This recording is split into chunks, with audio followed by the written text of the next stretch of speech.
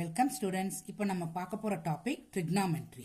Some பாருங்க, choose the correct option, justify your choice. Sum பாருங்க, 1 plus tan square a divided by 1 plus cot square a equal to what னு கேக்குறாங்க. Option கொடுத்துட்டாங்க. இப்போ some எடுத்து எழுதிக்கோங்க.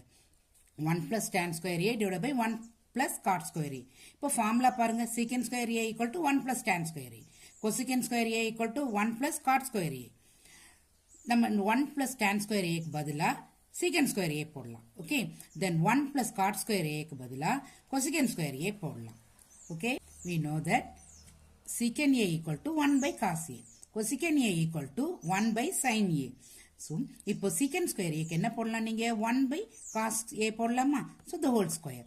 Then cosecant a க்கு என்ன போடலாம், நீங்க 1 by sin a whole square. Okay, next இப்போ 1 by cos square அப்படியே எழுதிக்கலாம். denominator அப்படியே upside down எழுதிக்கோங்க. இப்போ நமக்கு என்ன கிடைக்கும், sin square a by cos square a. நமக்கு தெரியும் tan a equal to sin a by cos a. So tan square a substitute பண்ணலாம். Okay students, educate to elevate.